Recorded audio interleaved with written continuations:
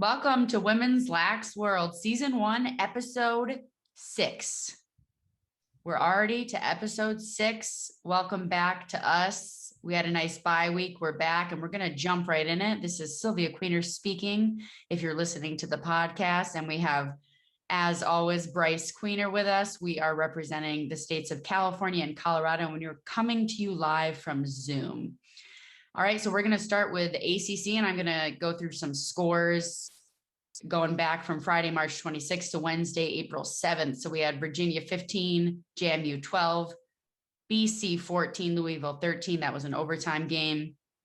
UNC 18, Mercer 3, Cuse 17, Virginia Tech 10, Boston College 18, Louisville 3, Notre Dame 13, Duke 9, Louisville 13, Virginia Tech 9, BC 17, Duke 15, Notre Dame 12, Virginia 10, North Carolina 17, Syracuse 6, and then the final game in the ACC in that time frame was Syracuse 15, Georgetown 10.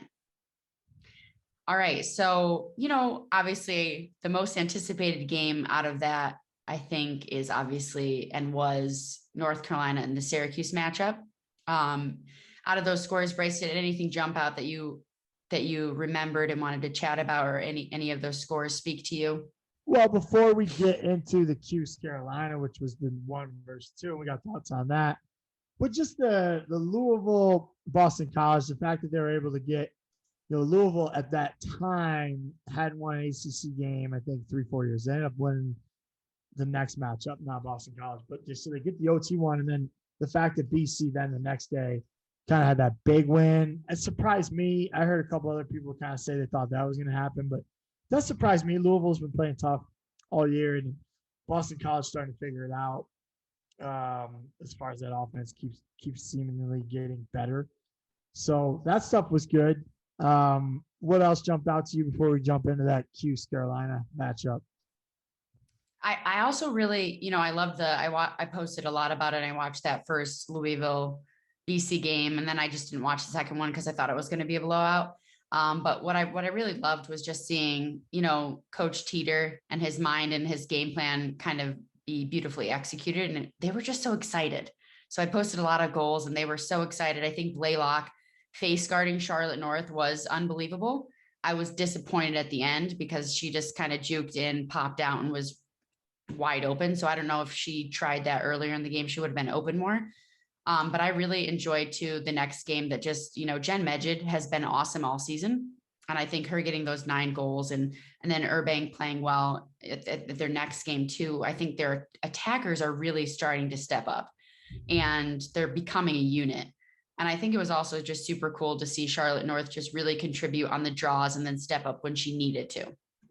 And then another game that I really liked was the Duke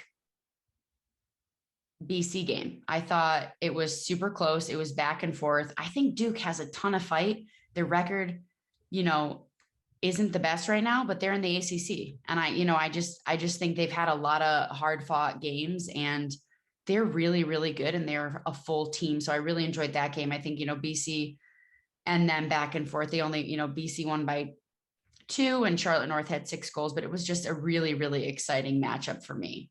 And then, some notables I had was there's just been so many offensive threats this year in the Big Ten and the ACC. And so there was 9 different goal scorers for Notre Dame and their 4-goal win over Duke. And then Duke had 7 different goal scorers.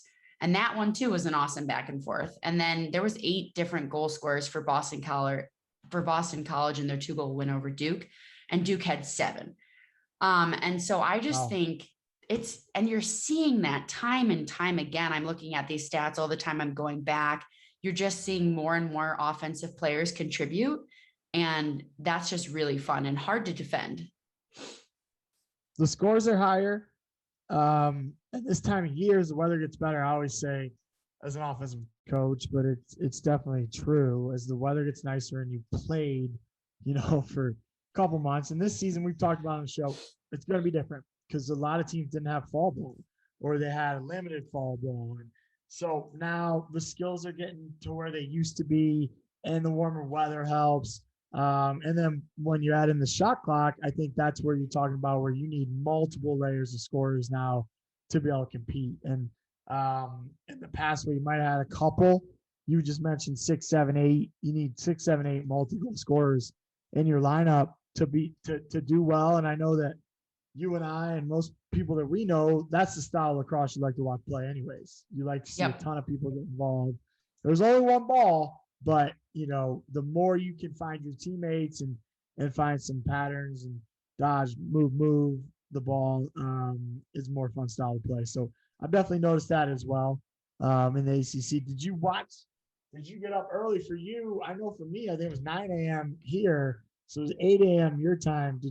Was the alarm, what time did the alarm go off for you to watch Cuse Carolina? Yeah, I woke up at 7 a.m., walked the dogs, and then watched the game. Yeah, and there's been a couple of those, and I was actually really thankful that it was an early game because I had an 11 a.m. virtual meeting with my team. So that worked out beautifully. So it's like I was watching that and then also putting my team in breakout rooms and also watching more lacrosse while I was multitasking with my team. But yeah, I got to watch that and UNC, coaching through COVID, you got to just, keep being creative. But as we're talking about goal scorers, UNC had 7 different goal scorers. So that was a super high number. And at one point, I think I tweeted it where almost all of their goals were assisted. And that's just been a continuing trend for them. But, it's like Jamie Ortega had 5 goals, 3 assists that's a standout performance. And that's I tweeted it. I'm sure you follow me on Twitter. But I tweeted it. I just don't think she gets enough respect's tough. Everybody says that. The old Rodney Dangerfield line. She doesn't get any hype.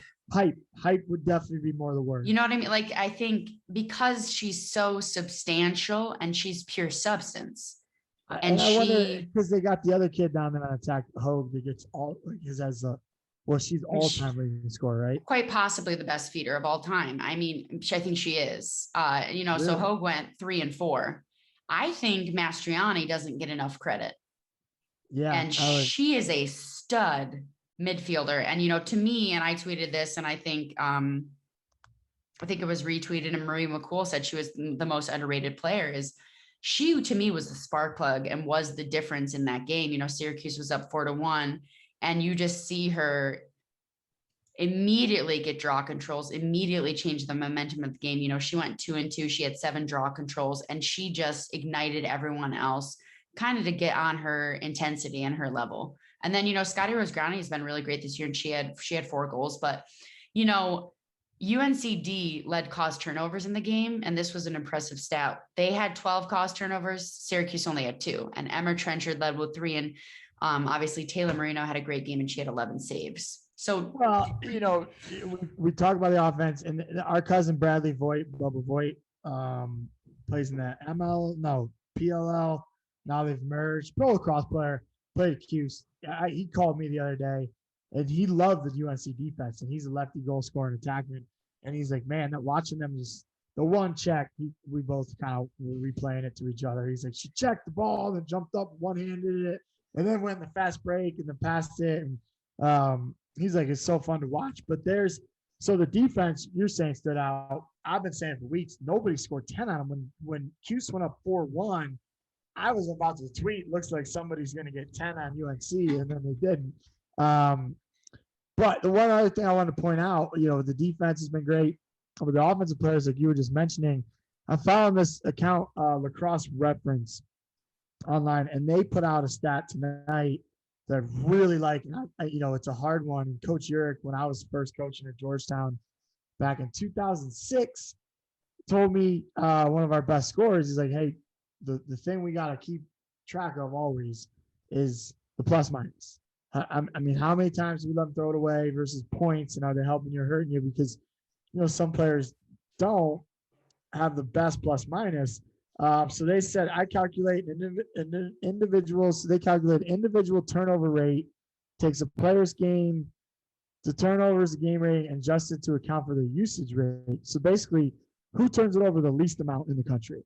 Yeah. and has a high usage, not like somebody who just went in the game. Yeah. And Taryn Olmer is one, so that means she's the most productive player with the least amount of turnovers. Which is impressive because she's their number one feeder. Yeah, That's unbelievable. That's unbelievable. Yeah, because everybody wants to have a feeder, but if they throw the ball away all the time, it's kind of it goes against the feeder, even though sometimes it's like you should have caught that ball. That should be against the person who didn't catch it. But I'm sure, yeah, and I don't know. I just started DMing with the person that runs this site because I like some of the stuff they're doing. But the next three is Katie Hogue, Sky Rosgrani, and Jen Ortega as the three lowest turnover to production ratio. So that's a cool website. They got a lot of stuff on there. I want to delve into how they're statting it more. But if you follow the NBA, and if you follow me on Twitter, I do. So they've been into advanced stats for a while. I love stats, and I don't think they tell the whole story always, but they give you some sort of story. Do you follow that site? Yeah, I think it's super cool. Stats for me is overwhelming. So I like when other people do the majority of the work. I just, again, I've tweeted a couple times, stats don't always tell the story of the game. And I love when that happens because most of the time it really does. I mean, most of the time you can find the disparity. You can look at draw controls or ground balls or cause turnovers. And oftentimes, sometimes the draws like really mirror the score. But there's been time and time again this season where that hasn't been the case. And so I think it's super exciting to look at that. And I was always fascinated too by who gets the turnover versus can that be a little bit more subjective in the future? Like, again, it's like if the feeder puts it right on the stick and they drop it, why is the feeder getting the turnover and not the person receiving that pass? Right. I think they try to make it as black and white as possible. Yeah. It's one of those things that we tweet about and stuff like, if we can't get, our own administrators sometimes. And again, I put out an asterisk tweet or like, hey, I'm not talking about Denver. I'm at a place where that values lacrosse. So I now feel like I can talk about programs that I've been at that don't value it. And I don't like to use their names, but when it starts at the top, it usually the people doing their stats for the games are having such a hard time even figuring anything out, trying to figure out whose turnover would be. It's a big ask, but hey, that's what we're here for to do is keep asking good questions and push the envelope on things. Yeah, I'm into it. There's so many new accounts opening up too, so many new podcasts. So many people are really paying attention to women's lacrosse right now. And, a lot of that is 8 podcasts that have started this season. I mean, there's so much going on.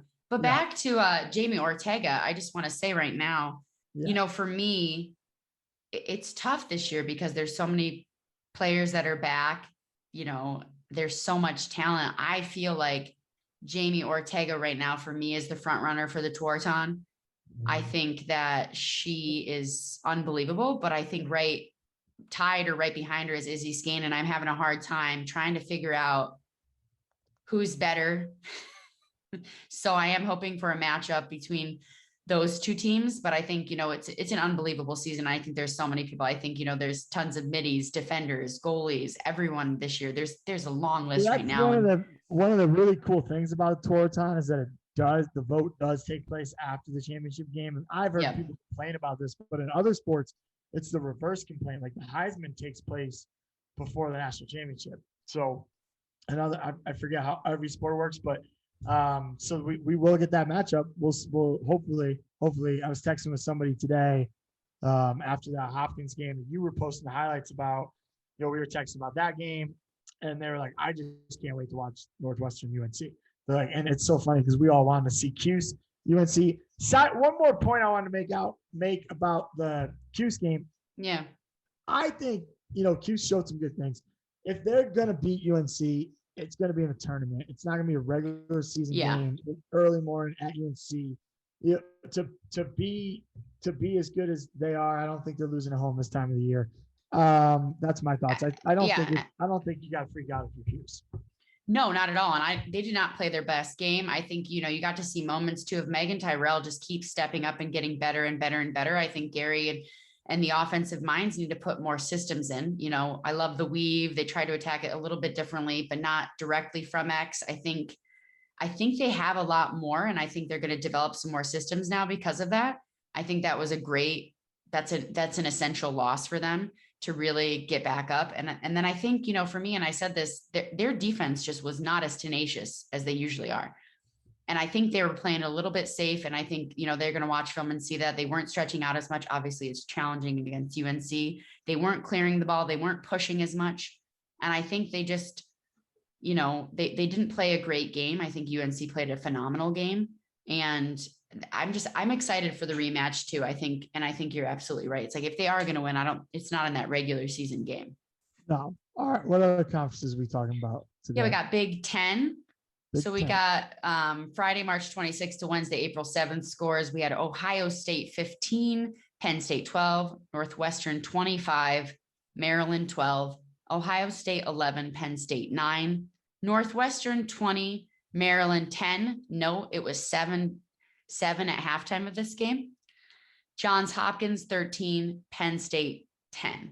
All right, so in that Northwestern, that second matchup, that second game, it was 20-10, but it was a 7-7 half score. Northwestern won the draws 21-10. Izzy Skane had her 5 goals in the second half, and Jill Giardi had 22 draw controls in the entire doubleheader. So, I mean, they just absolutely dominated on the draw. And then obviously too, it's like, you know, Ohio State swept Penn State. I think, wow. You know, that was a wow moment. That's a shocker for me. That was a wow. Yeah, that's a wow. But phenomenal. Congrats, you know, and Buckeyes. And then you had another end of the spectrum kind of where it was just double digit wow with Maryland Northwestern over Maryland. And I tweeted about this too. The last time Northwestern played Maryland, they lost 25-13. And that was, you know, in the NCAAs. Can you imagine scoring 25 on Maryland? I mean, it's like, that's unheard of. And we've talked about it on the show, and I'm looking at Maryland's schedule as we're speaking. I mean, they're still a dominant program. Like they are possibly the greatest women's lacrosse program of all time. And, you know, it's just shocking to me. And I have to put it on as a coach. I'm like, I gotta go watch that game because I got to see what happened. How are you scoring 25 goals against Maryland? That's Northwestern's impressive. They've been relentless all season too. They just do not pump the brakes. They don't even have brakes. They just, they have swagger. They're just a train. They're just straightforward. You know, so, and the most recent one, obviously it was today, you know, April 7th, Johns Hopkins 13, Penn State 10. And something that's fun, you know, after these scores, it's Johns Hopkins swept Ohio State. Ohio State then swept Penn State. And now Johns Hopkins, you know, after a 26-day hiatus from games, has beaten Penn State. It's just a fun circle of lax. I think that's the COVID chaos. Potentially, it's also bless you. It's also, I think, just how much better these programs are getting, how much talent is in the conference, you know, coaching staff changes. It's a lot. The COVID chaos. All I gotta say is the Big Ten's got to be dying to play somebody else. They got to be dying to see another Jersey at this point. But you're right. At least it's good lacrosse. They're playing a bunch of programs that put a lot of resources into the game, and you're right. They have full coaching staffs, great facilities. They want to win. A lot of these programs have gone through recent changes to get new coaches in to get more wins. So it's fascinating to watch. Do you think anybody's going to be able to beat Northwestern in the Big Ten, or is that so they're going to go into well? I'm looking right now. I'm on their schedule, so they got at Ohio State versus Michigan. So they don't. I don't know if they're going another round with Maryland. So that's all they got left. Wow. Yeah, they already claimed their share for Big Ten regular season champs, which is early. Which is the first, I guess, the first time in their program. I saw that Instagram. Yeah. I was like, oof, wow, okay. I mean, that's dominant, right? I think everyone's beatable. Sylvia, are they not doing a Big Ten tournament? We gotta get a producer so they could tell us in our ear right now. So I'm looking at the schedule. They must be doing a Big Ten tournament. But that means I feel like they must, but it's not there, right? Are you on Big Ten or I'm on their individual? website? Yeah, I'm on a bunch. Well, we'll have to look that up for next time. But Yeah. And then, normally you would have that on your team schedule too, on that segment. But maybe they were waiting for that decision, but, so anyways, if they have one or if they don't have one, do you think they're going to lose in conference? I think they can. I think anyone Yeah. can lose this year Sure. and any year. I do think it's fun. I think, the best teams ever can be beaten. The Giants beat the Patriots to win the Super Bowl. So Come on. Undefeated any Patriots. undefeated Patriots. Yeah. 20, what was it? 24 and one giant loss. What was it? The number? It was lower than that, but I just like the one giant loss. But and I wrote it up. So it's like just some stats. Johns Hopkins led 16-9 on draw controls. Yeah. For today's game. Shelby Harrison with 8. And also a fun stat, just like UNC versus Cuse in this Johns Hopkins Penn State game, Hopkins had 15 caused turnovers to the 3 caused turnovers Penn State had. So that is a huge difference. 15-3 on caused turnovers. So it's Annika Meyer had 5 for Johns Hopkins. I didn't watch the game live. I watched your highlights posted. I was mountain biking today, and I got to tell you, doing a great job with this. It's my favorite Instagram account for these reasons. Like, you got to see the players on Hopkins going off, and then I'm like, oh, then you posted the Penn State players scoring. I'm like, are they coming back? And it's just a fun way for me to see the highlights. But were they both playing man? Like, how did what was one in traffic? Yeah, no, they were playing. I mean, they were playing man, and they were also just like. Penn State didn't play their best game and they just could not find chemistry. They didn't have connections on offense, but Hopkins was doing such a good job with their stick placement and they kept knocking down passes, causing those turnovers, getting ground balls. They were packing a little bit more. I haven't seen them play a ton. So they were, and they haven't played in 26 days, I think it was.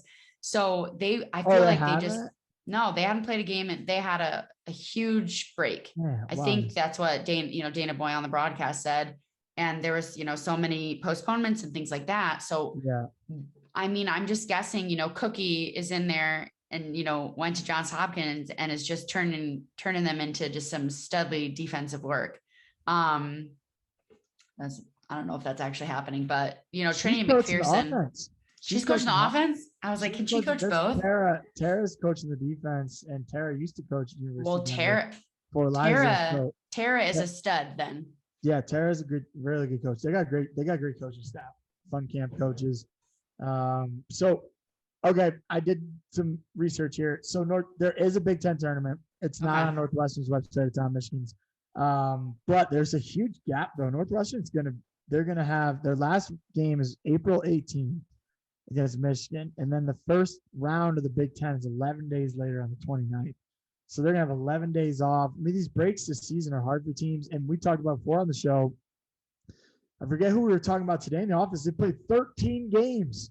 We're about to play like our 7th or 8th game this weekend on our first road trip. And these are like some teams have played more games. It's definitely an advantage this season. Right. UNC has played 11. Northwestern's played 9. And that's been fun too, because it's like looking up at stats and trying to figure out things like that. So it's like Izzy Scanes had 70 points on 9 games. And I think Jamie Ortegas had 65 on 11, but it's just, I mean, it's definitely an interesting year for it. That happened to college football too. Ohio State and like playing 5 games only. Other teams played 9 or 10. So you can definitely still be successful, but different challenges. That all it for the Big Ten? I had more stats for that game, but that's good. Sure. I obviously shout out to Aurora Cordingley had just an unbelievable game. She had 3 caused turnovers on the attacking end, and then she led the game offensively with 6 goals. And then, for Penn State, Maria Off has been awesome all year, but she entered the stats game a little late, in the second half, but she scored 3 goals in 3 minutes and 27 seconds to give Penn State some fire and, a little bit of hope at the end. But just a phenomenal game. It was back and forth. It was exciting, but I think, Johns Hopkins basically with the last 5 minutes of that first half kind of just dominated the game. And it was pretty clear that they were going to win. They just really controlled the game. So that was super cool. And most of the second half, they led by at least 5. And then just from the Big Ten overall from these games, some single player shout outs. Chloe Johnson from Ohio State had 19 draw controls in their sweep over Penn State on the weekend. And they led draws as a team, 19, a lot of draws. They led as a team 19-10 and 19-3. So I think 19-3. Penn State, and they lost a lot. They lost 16-9 on the draws today. So I really think they're going to be really working on draws, working on ground balls, working on momentum and things like that. But, other players, Izzy Skane had 14 goals and 3 assists in 2 games. Yeah, she scored 100 goals a game. Lauren Gilbert had 8 goals, 1 assist on the weekend for their play. And then Sammy Mueller had 7 goals and 1 assist. And then, for Big Ten, Izzy got offensive player of the week for the 4th time this season, which is impressive. Chloe Johnson received the midfielder of the week, and Jillian Rizzo earned the defensive player of the week for her impressive play against Penn State. And then Kristen O'Neill of Penn State earned freshman of the week, her 4th time receiving this honor as well. So just a lot of names, a lot of talent. And then moving on, other scores that stood out for me earlier this week, it was Loyola 15, Lehigh 11. Yeah, I think, when I saw it. Surprised. I watched a lot of the game. There was obviously, it was really exciting. It was a good game. It was just something where I was scrolling. I saw someone tweet about it and I went and watched it. Got some good clips from it. I think, I've been following Lehigh just because I really love their Instagram, social media. They do a good job with videography, with hyping up their team. It does make a big difference. I think the players feel special when that happens as well. Like, obviously, and then, they step up and they play better. And then today's score, Drexel 17, Navy 8. Yeah, Drexel, if you go back to last year, because we had them on the schedule last year. So you're watching, we didn't end up, it was COVID, spring break is when we were supposed to play them. So we just missed out on playing them. But you started watching, I forget who it was last year, but you were like, oh, this is going to be a really good game. Their scores last year were impressive, and then this year they've been really good. So I actually haven't seen them play live. I've just followed their scores. Have you been able to see the Dragons live? Just once. So I'm trying to watch them. I really want to go back and watch some. I think they are 9-1 right now. Yeah, 9-1. Really impressive scores. Yeah, and I think that this is a nice statement score and bouncing back from the Loyola loss. And I think their coach went to Loyola, Drexel coach. I feel like I saw it on Instagram. So I just think that's a huge statement. They've obviously built and done a really good job. So I'm excited to watch more of them and see how they flourish. Dragons. They've had a strong upstate presence in that program since it's begun. Dragons, what a cool, I would love to be the Dragons. It is a cool logo. It's not a cool field if you've ever played there. Have you done that? Have you played there? No. Yeah. It's one of those fields you might find stuff on from the neighborhood. You're like, oh, this shouldn't be here. It's a tough spot down. Of course, the one time I coached there, we lost 3-2, and it was 3 degrees out. That's why 3-2. Wow. Yeah, it was a men's game, but I was like, man, this Northeast coaching is tough. It is tough. Definitely. It's very cold. So cold. And not much sun. That is the difference. You can deal with snow and cold if the sun's out. All right. So my big stick energy award of the week goes to the UNC defensive unit, which of course includes the Studley midfielders, defenders, and Taylor the Tremendous. So that was just unbelievable. I've been impressed, obviously, all year. We've talked about it a million times. The most goals that have been scored on them this season was 9, which was BC. And then the closest score they've had is 11-5. So the numbers don't lie, and that's just super impressive. So congrats to UNC and their D unit. It's impressive. And you finding these stats about the cause turnovers of teams and the disparities. And it's a really fun way to play the game, to get after it on the defensive end. And I think there's some coaches who think you got to sit in and don't take any chances. And there's some that go after it. And that's what you're seeing there. The Lax, talk about it. I'm bringing it out. Bring it. Let's talk about it. Real quick one this week. Your social media team's got to be strong. I'm going to give a shout out to the Boston College, and who sends me? Britt Reed sent it to me on DM I first. technically tweeted it and you just didn't see it. I looked and I had you because I looked on the Instagram story. I was like, oh, Sylvia No, I must not have tweeted seen it. this yet. Okay, because I'd sent I it to didn't you after. Instagram it. So thank you, Britt, for sending that to Bryce. She told her, she's like, I can hear you. Like, because I do that practice sometimes when players score goals like that. But Charlotte Norris, I don't remember the original meme. Do you of that? I have heard it before. I'm not on TikTok. It's so funny, but I don't remember what the original one was. Was it originally on Vine? Was it on TikTok? Was it on just a YouTube video? That's the thing. It's like my original might not be the original. Like when I thought Annie Lennox sang "Take Me to the River," I didn't realize Talking Head song. Right? Like it turns out the Annie Lennox album that we grew up on. It's all covers. It's all covers. Yes, but I didn't know that. I was like, no one told me. That's so random. I was texting Sarah about that, and she did not realize it was covers. I love that album. I love that album, but I got in a fight with people in college. I was like, no, this is not a Talking Head song. This is an Annie Lennox song. And they're like, what is wrong with you? Who you listen to Annie Lennox? So, yeah. But with that, I don't know where it's originally from, but let's talk about it. Your social media, we pointed out on every show, is so important, and it's cool seeing the teams compete and take it to the next level and stuff.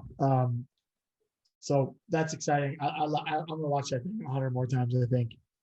And it's not only for the growth of the game, because obviously that's going to happen because of the viral nature of it. It just gets people to watch. The stick drop, I said, has helped a ton, where it's just people are curious. It's freaking emphatic. It's exciting. They're like, why do they get to do that? Why isn't there a penalty? What is that sport? But also I want to say it's special for the teams. Like when they get mic'd up and they have a feature on social media, they feel special. It makes them feel good. It makes them play better. It makes them feel like they're worth it, because they are. It's just giving them attention and the attention that they deserve, and promoting their awesomeness. I just think you just cannot go wrong with that. So yeah, BC has done a wonderful job. I think, as I said, Lehigh has really stepped up. Loyola has done a great job for years. Let's be real. Some of these places like Lehigh, they don't have 50 people like I don't know how many Boston College has, but they have more. If you have football, you have more people behind the scenes. So Lehigh does not have an army of social media people. So whoever's doing that is taking great pride in their work, and it's not an easy job doing social media stuff. It takes a lot of time, but it is cool, especially when they're doing it for every other sport on campus. Then you really need to be doing it for your women's lacrosse team, and that's what we're here for. But it is getting so much better every year.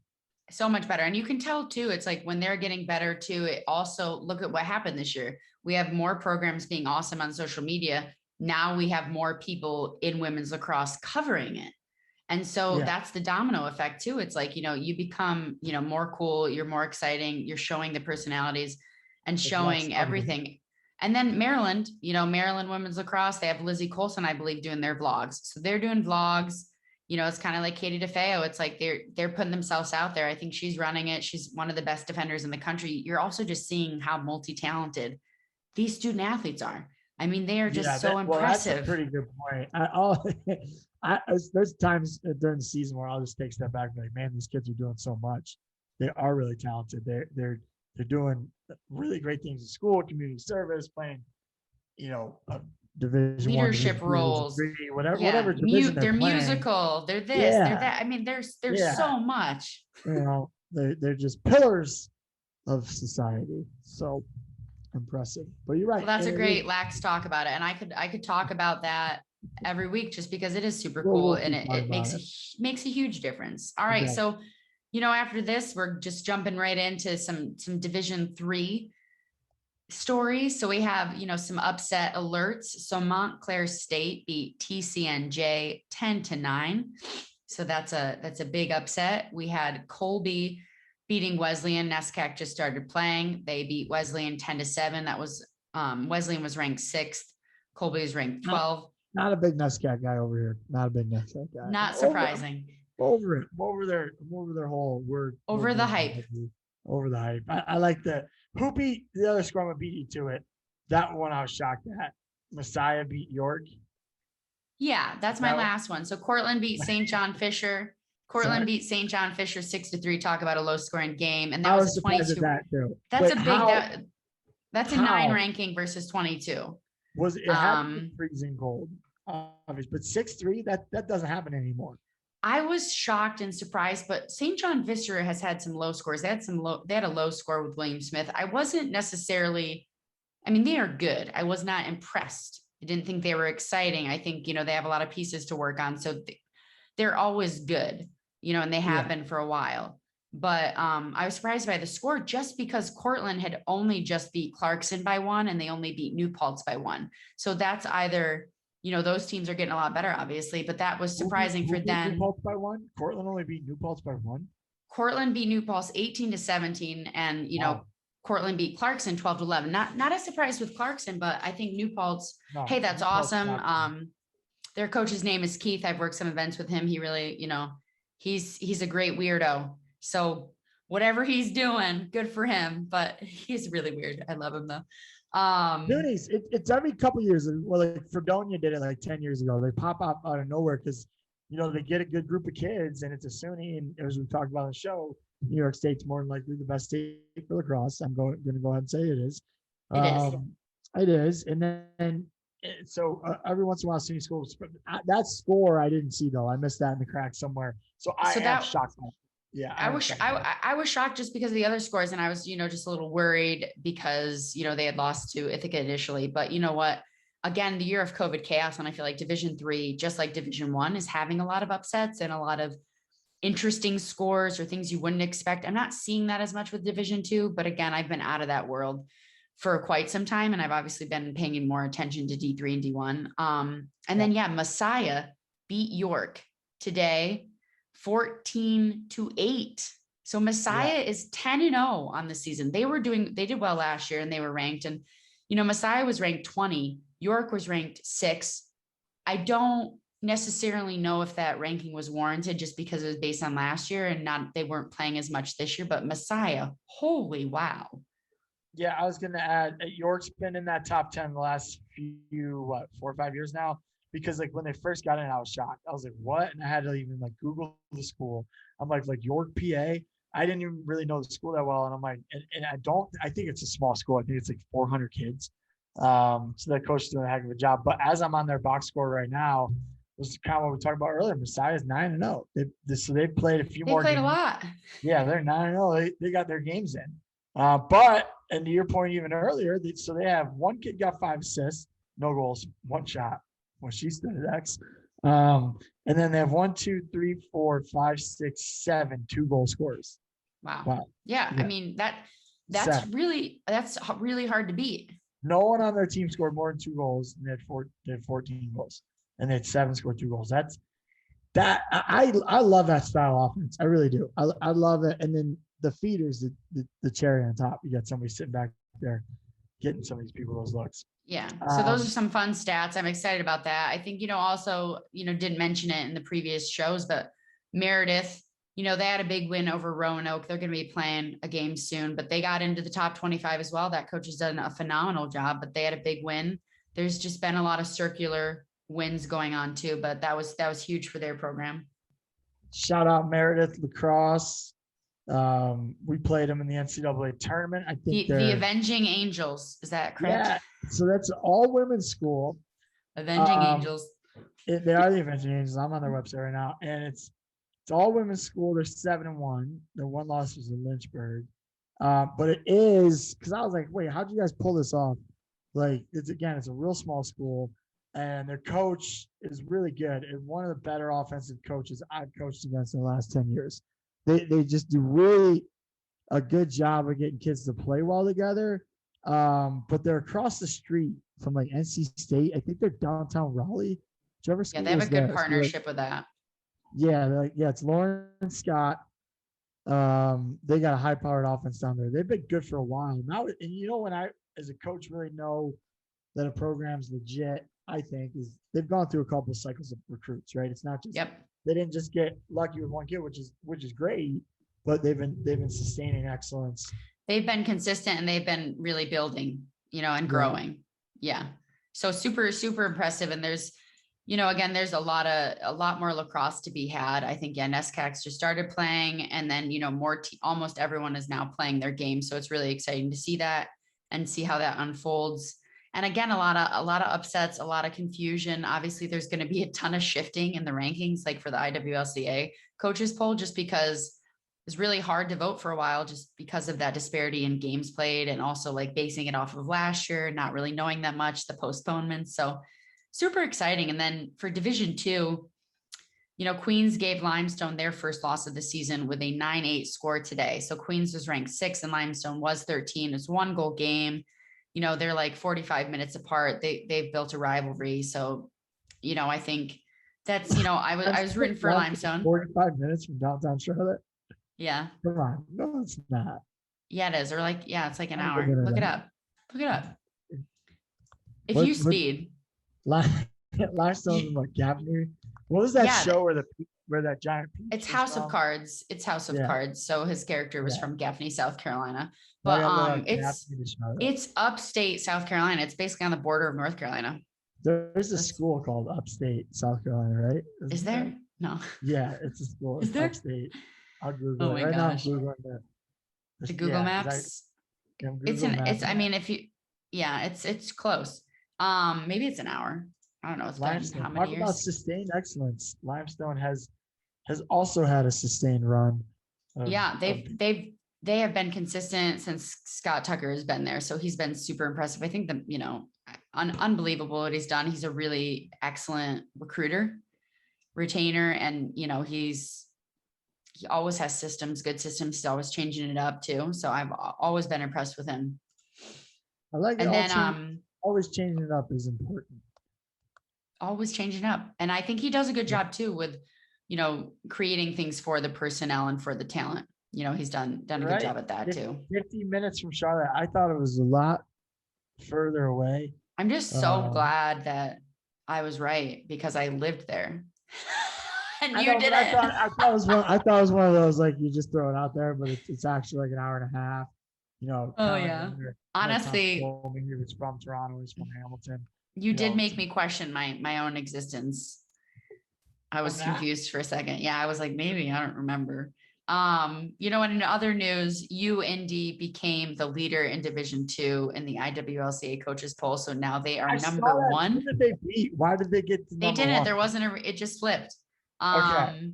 And then Lindenwood is 2, Lemoyne is 3, Florida Southern is 4. I'm going to be excited to watch that unfold. Lemoyne ended up, we talked about them playing in Delphi, so Lemoyne ended up like smoking them, right? Yeah. And you know what? They played really well. I will say, like, that was, now I'm blanking. That was a Delphi's first game. They had so many postponements. I feel like they almost postponed that game. I think they've had a crapshoot with. They lost 14-3 that game. Yeah, it's hard. Like that first game, we were talking about in the office today. Our first game this year. I mean, we haven't played a game in over a year. We didn't have any scrimmages. Like, it's nuts. It's definitely a different. You gotta have a different perspective going into it. And refs are using whistles that aren't whistles. Like they're trying to wait.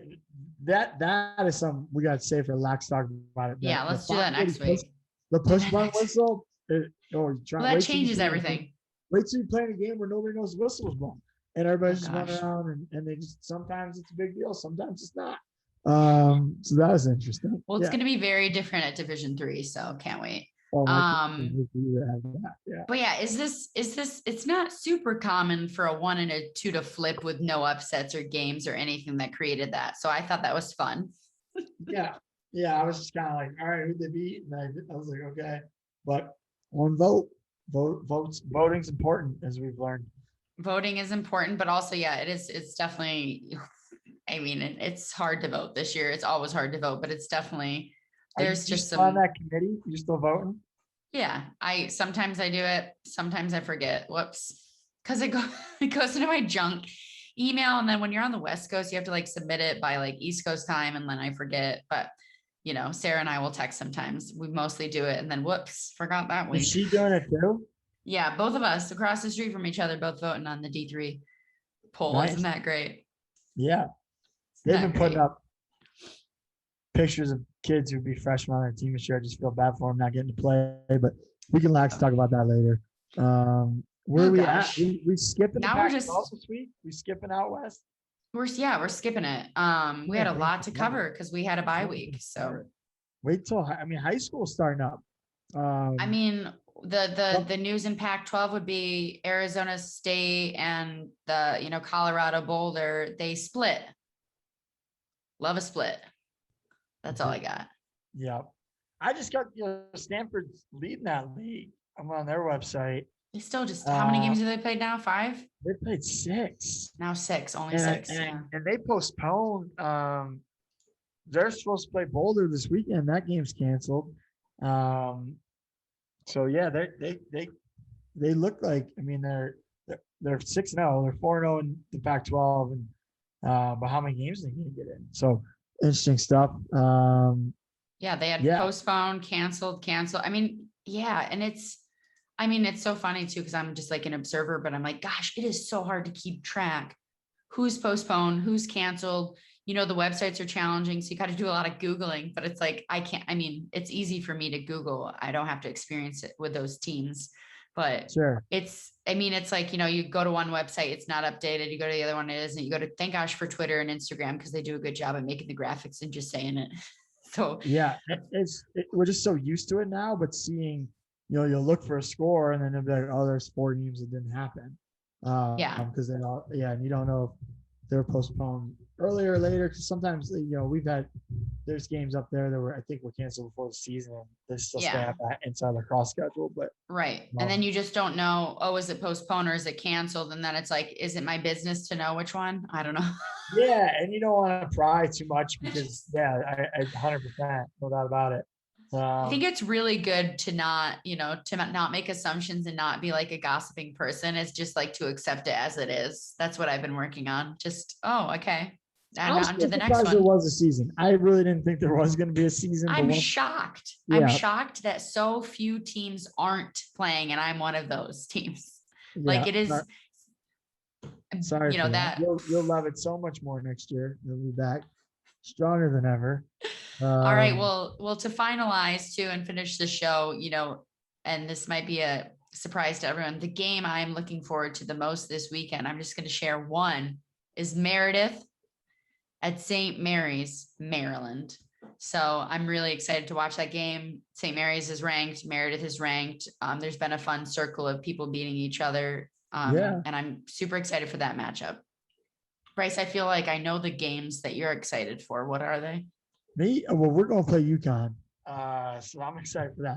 They're real strong, 8-2 right now. They're undefeated in the Big East, and so are we. So that's going to be a really fun matchup. We haven't traveled in a year, so we're just excited to get on the road with the team and eat some East Coast food, pizza wings, and I heard you texted our brother-in-law Frank to find out about food in Hartford. Yeah, he didn't have any good. He's like, I can ask somebody else. Let me know. I got one of those. I was like, okay. Where'd you? Dave, you love Dave. Dave's from Hartford. No, Frank's from near Hartford. Did he have any tips? None. Born and raised. He's like, oh, I don't know. And so then I text the old Hartford coach. Long gone. He runs NXT lacrosse. And he gave me a couple spots, but he's like, third time's a charm. Yeah. So we like to get after, like eating on the road is really fun, especially when I was like at SUNY Binghamton, we had $6 per player per meal. So that was tough, but that's what I experienced. So it's In and Out. From you at In and Out last year, you and Kurt at In and Out, still one of the best pictures I've ever seen. I really miss In and Out. We have it here in Colorado now. I still haven't gone because they're big weights. Yeah, big weights. But I'm glad you finally got Food Rex, and good luck this weekend. And I'm also just super excited to just scroll and see whatever game looks exciting, or wherever Twitter sends me, I'm gonna go. That's what I've been doing. You're doing a great job with the highlights. It saves me a ton of time. Like, we'll be traveling in the airports this weekend. I can't watch a full game a lot of the times, and I'll get on Women's Lax World Instagram, and I can get real caught up real quick. So I appreciate you doing that. I will do it. So- I will do it as long as I can until I get that email from ESPN or ACC or the Big Ten telling me to stop doing it. So I will do it I heard- as long as and I I don't know if- can. I don't know if this is true, but I've heard if you put something on it, it becomes yours. So like you like draw an arrow on it, all your clips or something. Maybe that's what you do.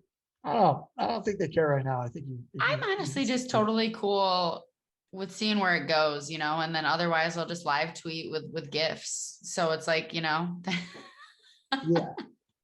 I'll be like Kyle Devin and I'll just like give really wonderful analysis of each play. He's very impressive at it. So I want him to do some women's games. I'm going to start DMing him. Yeah. Some of these guys posting about some of these games they're watching. I'm like, yeah, Penn State Northwest or Hopkins was on night.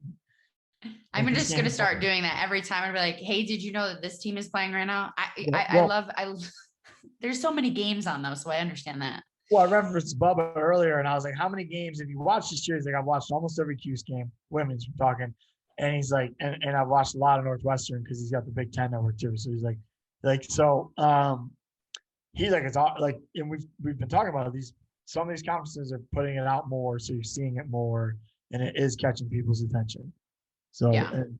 all right. Well, this was fun. Great to be back after a bye week. We've had guests asking to come on, but it's hard to coordinate everybody's schedules. So maybe we'll third wheel it sometime soon.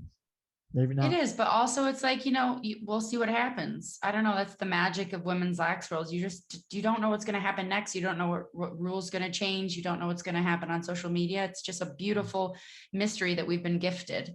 How long Well, did we thank go you. this episode? How long do we go? Too long again, but that's okay. I think it's good to keep failing and then to just, get better. Let's do 20 minutes. I don't know if 20 minutes is better. I like talking about I lacrosse. can't do 20 minutes because I prep for 3 hours with stats. Yeah, you had some good stats today. Like, that's Yeah, all. boy, that's what takes forever. But you know what? It's fun. Love women's lacrosse. There's a lot going on. It's been a Good luck. season. It's been a good season. It's been a great season. And Yeah. it's been a great season. It's been Been a really great season. exciting. And I hope it continues in the future where there's a lot of upsets as well and some exciting scores. So it's I been a think heck it of will. a I season. think the tournament's going to be wild. As long as we can get there healthy, it's going to be wild for everybody. Well, to watch, to I play, agree. all of it. Yeah. COVID chaos and also just the beautiful growth of the game. Well, thank you to everyone listening, watching, and thank you, Bryce, for being with us again, us meaning me, and good luck this weekend and lots of lax to everyone. XOXO. I belong to you. I belong to you.